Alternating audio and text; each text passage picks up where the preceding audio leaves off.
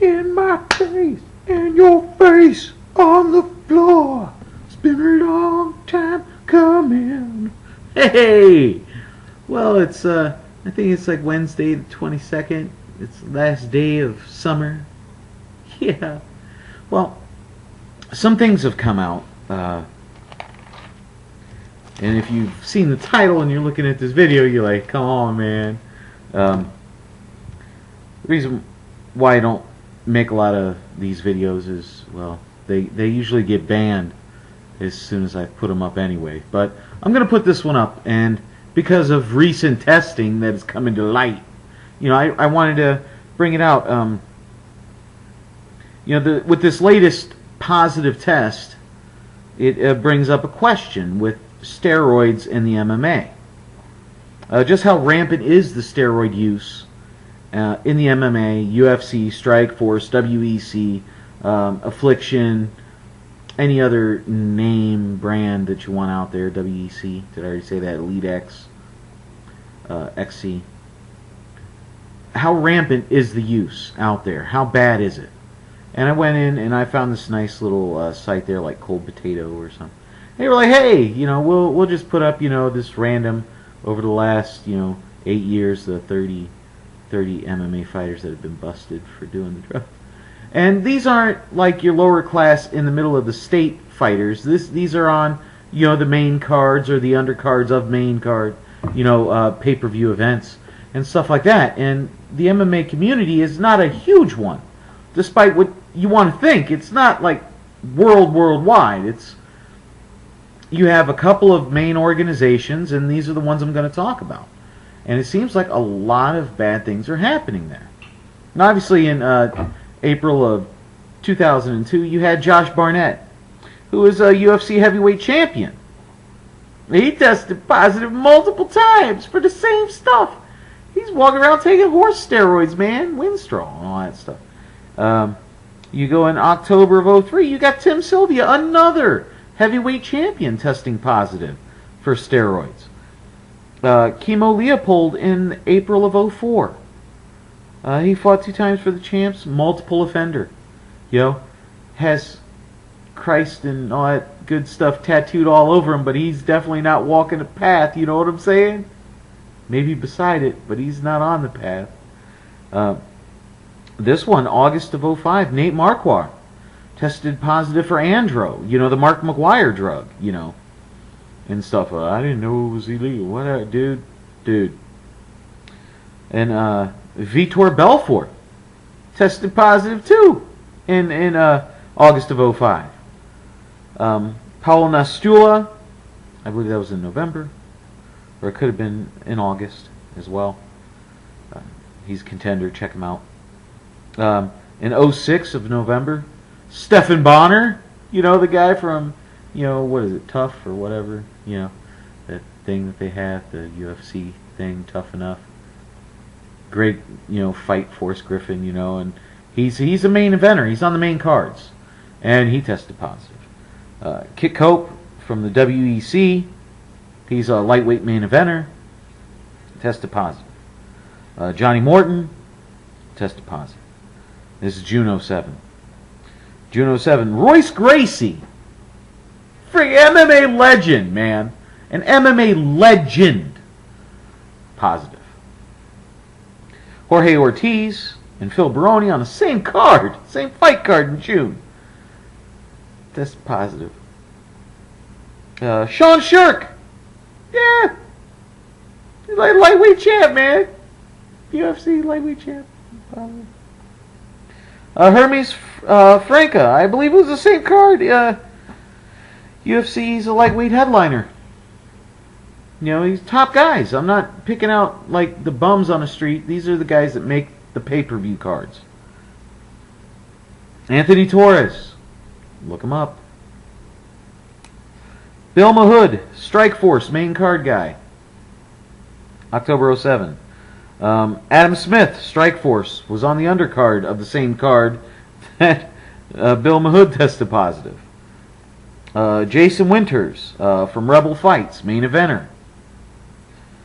Ruben Villarreal from the WCO, or some of you might know him as Warpath, Yeah, Warpath. Yeah, you know that name, Warpath. You're like, oh, dude with the big long thing with the tattoo. Yeah, him. Yeah, him.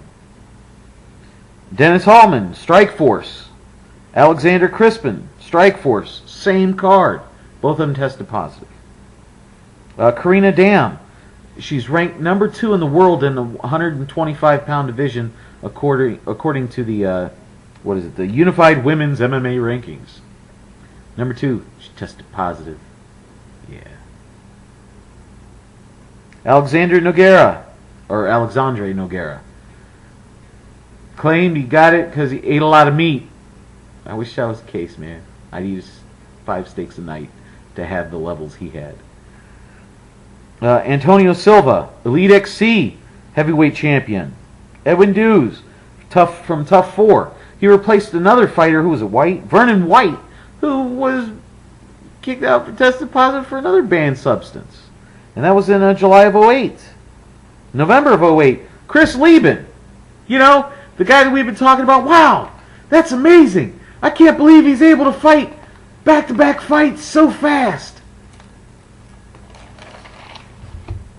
And all of them say, well, I wasn't using it to bulk up or do this. I was using it to heal or recover. Yeah. It lets you heal and recover like you're fresh. Brand new. Do the same damn workout you did the day before and you feel fresh. You can do it again. March of 09. Ken Shamrock. Is anybody shocked when you think about it, Ken Shamrock? Or is anybody shocked? He's an MMA legend. Is anybody shocked that he did it? I mean, when you see him, when you look at him, is anybody really shocked? Cole Province from the WEC, he's on the undercards of those for the main events, for the pay-per-views in August of 09. And then in September of 2010, Chael Sonnen tests positive for steroids. Huh.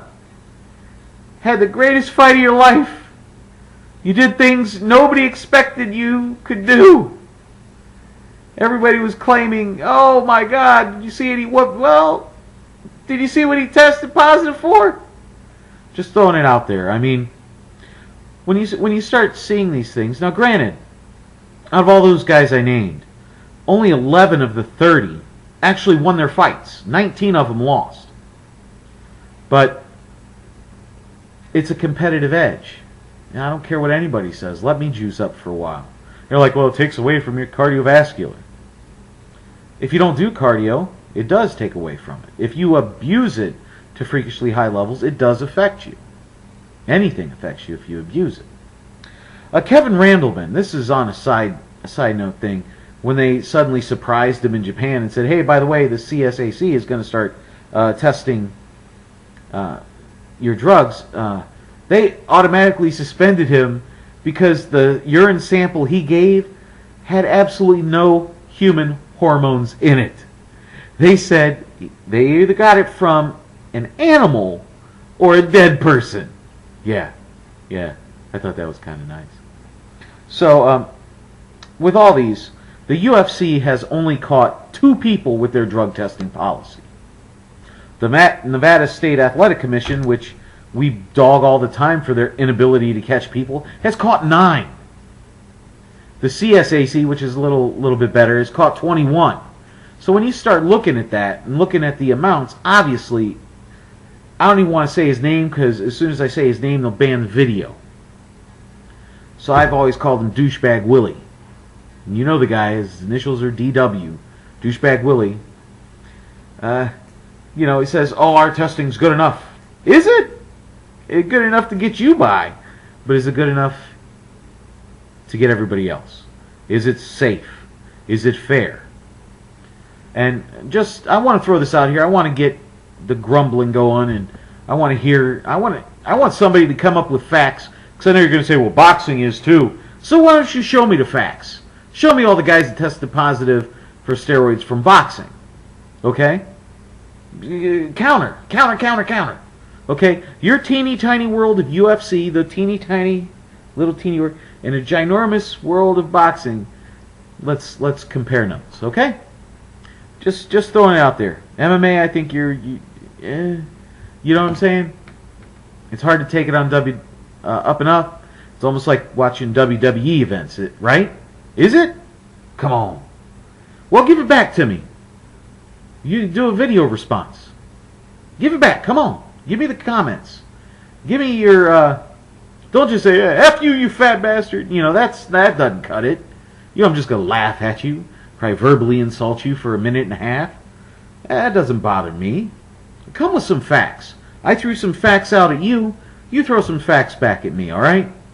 Okay, well, hey, this is Bigragu. I'm out.